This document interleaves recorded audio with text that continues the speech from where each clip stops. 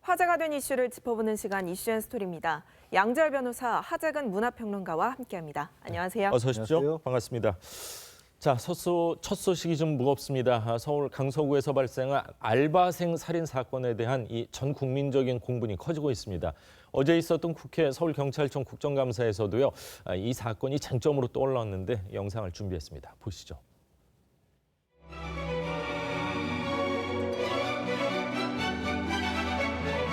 출동했던 경찰들이 돌아오고 나서 금방 살인 사건이 일어난 거예요. 단순히 말싸움 중이었습니다. 그래서 그러면 경찰의 초동 대응에는 전혀 문제가 없습니까?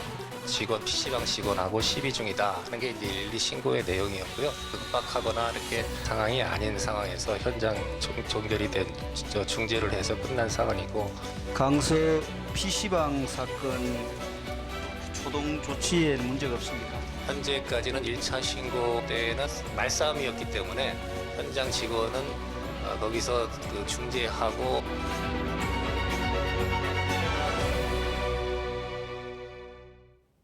네, 이 사건이 정말 더 안타까운 건 피해 알바생이 살해를 당하기 전에 경찰에 신고를 했고 또 경찰까지 직접 충돌을 했다는 거, 이 사실 아니겠습니까? 예, 그러니까 이제 많은 네티즌들이 그 부분을 지적을 하는 건데, 예. 그러니까 그날 밤에 가해자가 뭐 이 PC방 아르바이트생이 뭐 불친절하다, 내가 자리를 치워달라고 했는데도 뭐 치워주지 않는다, 이렇게 주장을 했다는 거죠. 예. 근데 그 아르바이트생은 뭐 걸레질까지 하면서 다 치워줬다라고 말을 하는 건데, 그렇게 이제 시비가 붙어가지고 이제 그 가해자 같은 경우에 내가 돈을 못 내겠다, 이미 낸 것도 환불해달라, 이런 식으로 하니까 당연히 이제 시비가 더 커졌고, 예. 그때 신고가 들어가서 경찰이 출동을 했다는 겁니다. 예. 그리고 나서 그 시비를 진정시키고 나서 경찰은 돌아갔는데, 가해자가 집에 가서 흉기를 가지고 다시 돌아와가지고 이제 범행을 저질렀다라고 하니까 이제 많은 사람들이, 아니 경찰이 일단 출동을 했으면 사건을 완전히 종결을 시켜야지, 또 급한 불만 끄고 돌아가면 나중에 또 무슨 일이 있을 줄 어떻게 아느냐, 경찰이 좀 초동제 대처를 잘못한 거 아니냐, 이렇게 주장하는 건데, 근데 이게 또 경찰 입장에서 생각을 해보면 사실 그 PC방 같은 데서 아르바이트생하고 손님하고 시비가 붙는 사건이 한두 건이 아닐 텐데, 그렇죠. 가서 싸움을 말리고 그 손님이 돌아갔으면 그걸로 다 종결됐다고 생각을 하지. 설마 살인이 집으로 벌어졌을까? 돌아간 손님이 다시 집에서 뭐 흉기를 챙겨갖고 돌아올 거라고는 경찰도 예측하기 어렵지 않았을까, 이런 생각이 듭니다. 더 안타까운 건요, 이 피해자가 숨진 당일이 아르바이트 마지막 날이었다는 사실이 밝혀져서 정말 안타까운 마음을 금치가 못할 수밖에 없습니다. 이 피해자가 PC방 주인에게 보낸 문자 내용이 공개가 됐는데요.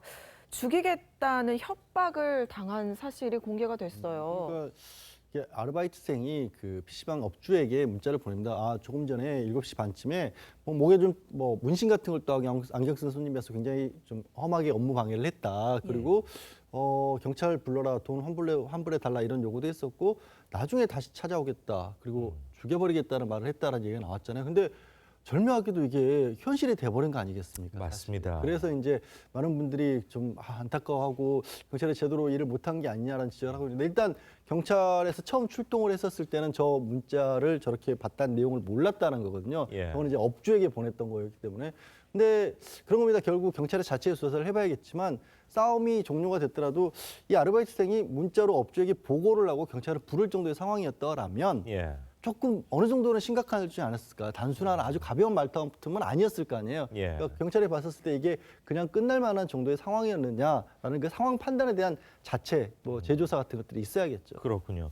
자, 물론 가능성입니다. 이 살인을 저지른 이 사람 입장에서는 이걸 가지고 신고까지 했어 하면서 마음속에 신고까지 했기 때문에 더 보복을 하고 싶은 그런 마음이 생기지 않았을까 하는 생각인데, 그런 것도 어느 정도는 가능할 수가 있죠. 말씀하신 것처럼 오히려 내 입장에서는 내가 기분이 나빠서 당신들 제대로 안 하면 경찰 부르겠다고 했는데, 오히려 적반하장으로 그러니까 잘못된 생각을 가졌을 수가 있고 예. 또 경찰이 와서 이제 이런 것도 조사를 해야 할 겁니다. 어떤 얘기를 하고 중재를 하고 돌려보냈느냐.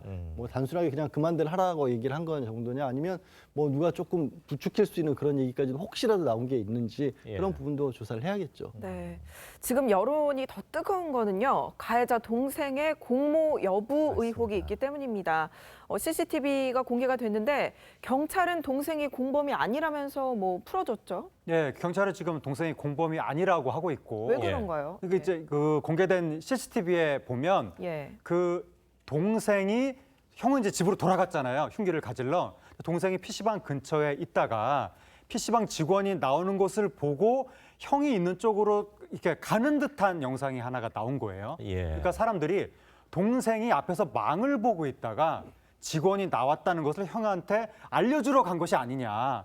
그런 의혹이 하나가 나왔고 두 번째는 형이 그 PC방 직원을 폭행하고 있을 때 동생이 PC방 직원의 팔을 잡고 있는 듯한 예. 이런 영상이 나와 있다 보니까 그 동생이 같이 가해 행위를 같이 한 것이 아니냐 이렇게 이제 의혹이 제기가 된 건데 경찰이 설명하고 있는 것은 팔을 잡고 있는 부분은 가해 행위에 동참한 것이 아니라 예. 싸움을 말린 것이었다. 그러니까 형이 주먹질을 하니까 그 맞는 사람을 떼어놓기 위해서 이렇게 반대 방향으로 힘을 준 것이었다. 형이 이제 흉기를 꺼내 드니까 그때는 형을 말렸다. 예. 그렇게 이제 경찰이 설명을 하고 있고 그 다음에 망을 보다가 형한테 알려주러 간 것이 아니냐라고 한 의혹에 대해서는 한 매체가 그 CCTV를 자세히 분석을 했더니 예. 직원이 나오기 전에 이미 형 쪽으로 가더라. 예. 직원을 그렇군요. 보고 알려주러 간 것이 아니라 네. 그렇게 이제 설명이 나오면서 공범이 아니다라고 경찰은 이야기하는 건데 네. 근데 이제 사람들이 의혹을 가지는 것은 설사 흉기에 의한 그 어떤 살인 사건의 공범은 아니라고 할지라도 예. 최소한 폭행에 대해서는 어느 정도는 형을 도와줄 수도 있는 것이 아니냐. 그러니까 왜 말리려고 했으면 앞으로 나가서 말려야지 뒤에서 피해자의 몸을 붙잡느냐. 그것도 이상한 거 아니냐. 원래는 사실 뭐 흥분한 사람을 말려야지 그게 정상일 네. 것 같긴 한데 지금 앞으로 가서 맞는 끼어들어- 사람을 막았다, 이 그렇죠. 살해당한 알바생을 네. 막았다 그 얘기 아닙니까? 그렇죠. 그러니까 상식적으로 두 사람 사이에 끼어들어서 자기 형을 막아야 될 것 같은데 예. 왜 맞는 사람 뒤에서 그 사람 몸을 붙잡느냐. 이건 네. 이상한 거 아니냐. 그 부분에 대해서는 의혹이 나오고 있는 겁니다. 예, 진실은 참 당사자들만 알 수도 있을 것 같은데요. 예. CCTV는 참 이처럼 보는 사람이 누군가에 따라서 해석이 참 다릅니다. 경찰의 입장 좀 더 자세히 들어보겠습니다.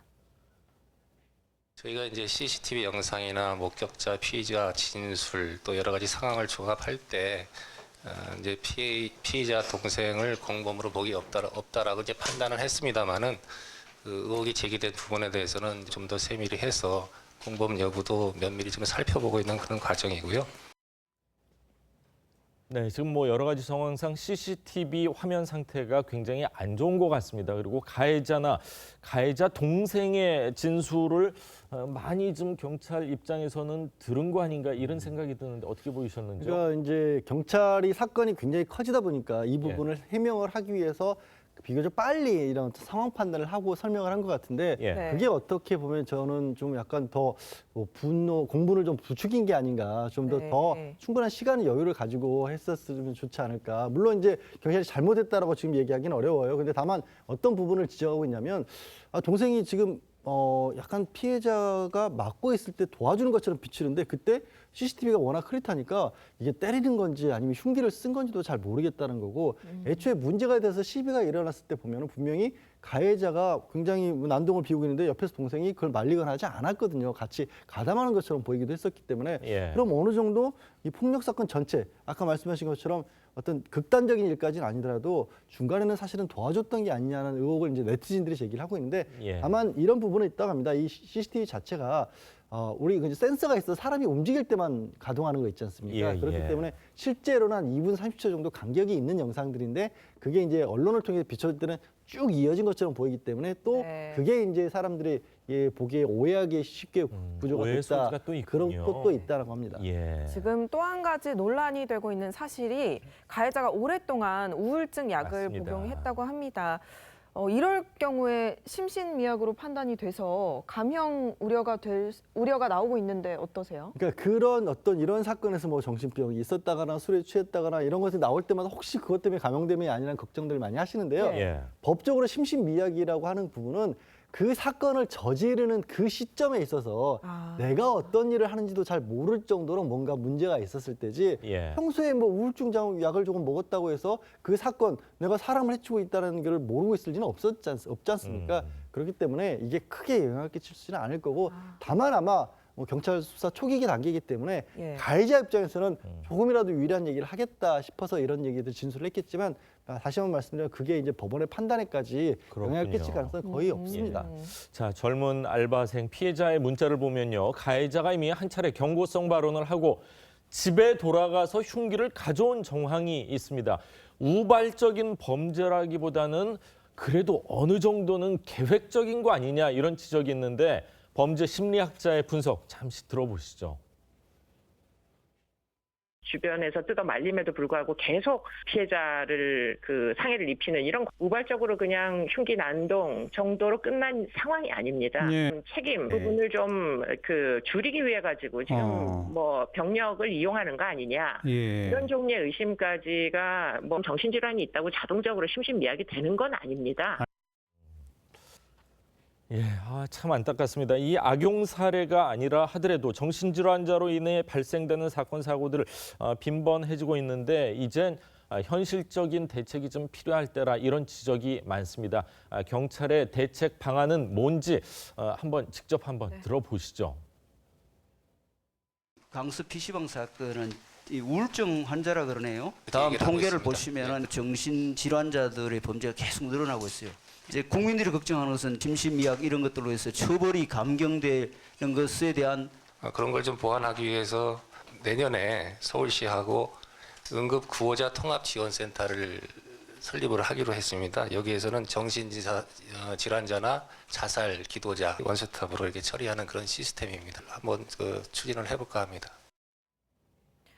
네, 뭐 PC방 알바생이나 편의점 알바생 이런 서비스직 어린 알바생들이 항상 뭐 피해에 잘 노출돼 있는 것 같은데요. 맞습니다. 이번 사건으로 특히 더 불안할 것 같은데 네. 경찰에게 신고를 하기까지 했는데 이런 피해가 발생한 걸 보면 네. 뭐 또 다른 대책도 필요할 것 같아요. 그렇죠. 그러니까 이 사건이 인터넷에서 지금 엄청나게 화제가 되면서 공분이 막 들끓어오르고 있는데 예. 네티즌이 그렇게 민감하게 반응하는 이유가 남의 일 같지가 않다. 네. 나도 아르바이트 하면서 저런 식의 어떤 완전히 뭐 폭력 피해까지 아니라 할지라도 협박이라든가 예. 여러 가지 그 강압적인 피해를 당해봤다. 특히 PC방이라든가 편의점이라든가 이런 데서 심야 시간대, 새벽 시간대 혼자 일하는 아르바이트생. 맞습니다. 굉장히 취약한 위치에 있기 때문에 지금 젊은 네티즌들이 이 사건에 굉장히 민감하게 반응을 하는 거고 예. 그러한 아르바이트생들을 어떻게 보호할 것인가 이것을 기존 시스템으로는 이게 지금 해결이 안 되고 있기 때문에 예. 앞으로 새로운 시스템으로 이들을 어떤 보호할 수 있는 방법에 대해서 이제부터 고민을 해봐야 될 것 같습니다. 그렇군요. 참 고인의 명복을 봅니다. 정말 젊은 나이에 뭐 어린 나이라고 표현을 해도 될 것 같은데 이런 안타까운 사고를 당했습니다. 유족들에게도 위로의 말씀을 드립니다. 다음 소식으로 가보겠습니다. 국내 유일하게 남아있던 북극곰이요. 결국 세상을 떠났다는 그런 소식이 전해졌는데요. 영상 준비했는데 화면으로 만나보시죠. 아침 해가 빛나는 끝이 없는 바닷가 맑은 공기 마시며 자 신나게 달려보자 너와 내 가슴 속에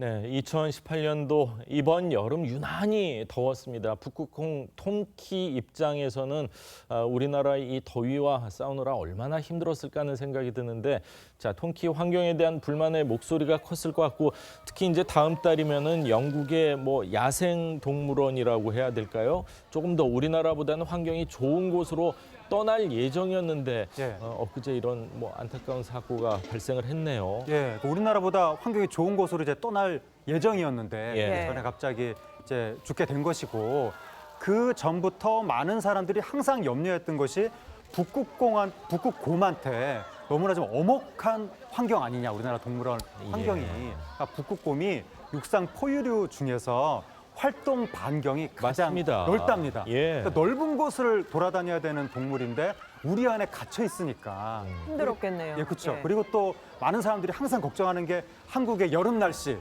북극에서 살던 동물이 한국의 여름을 어떻게 견디느냐. 네. 근데 여기에 대해서는 해당 지금 동물원 측에서 최소한 실내 온도는 해당 북극곰이 원래 서식하던 지역의 여름 기온보다 더 낮은 온도로 예. 유지를 해줬다. 온도에 대해서만큼은 네. 그렇게 해명을 하고 있지만 아무리 그래도 북극곰이 좁은 우리에서 사는 것만큼은 한국에서 상당히 힘들었을 것 같습니다. 네. 북극곰이 원래 영하 40도 정도까지 견딜 수 있다는데 우리나라 예. 무더운 30도가 넘는 여름이 얼마나 힘들었을까 그런 생각이 또 거의 드는데요. 40도까지 올라갔었지 않습니까? 예. 통키는 우리나라의 마지막 남은 북극곰이었습니다. 그만큼 많은 사랑을 받기도 했었는데 추모 행사도 열린다고요? 예, 그렇습니다. 일단 너무 갑작스럽게 죽은 거예요. 건강했다라고 하거든요. 나이로 치면은 우리 사람 나이로 치면 7, 80세라고 하지만 건강검진에서도 좋은 결과가 있었기 때문에 영국으로 이주까지 계획까지 사왔었지 않습니까? 그래서 너무 갑작스러운 페이지, 특히 이제 관리하고 있는 에버랜드 쪽에서는 홈페이지 자체를 아예 검정색으로 지금 보시는 것처럼 바꿨고요. 예. 5일 정도 추모 행사를 이 통키가 살던 사육장, 사실은 이제 그렇게 갇혀 있는 모습을 보면 감옥처럼 보여서 마음이 안쓰럽긴 합니다만 예. 저곳에서 추모 행사를 가진다고 합니다. 그렇군요. 3년 전에 이 여자 친구라고 할 수 있는 서리가 이 세상을 떠났는데 통키하고 서리하고 하늘나라에서 좀 시원한 곳에서 야생에서 좀 자유롭게 뛰어놀기를 기대하겠습니다. 자, 오늘 두 분 말씀은 여기까지 듣겠습니다. 감사합니다. 감사합니다. 고맙습니다.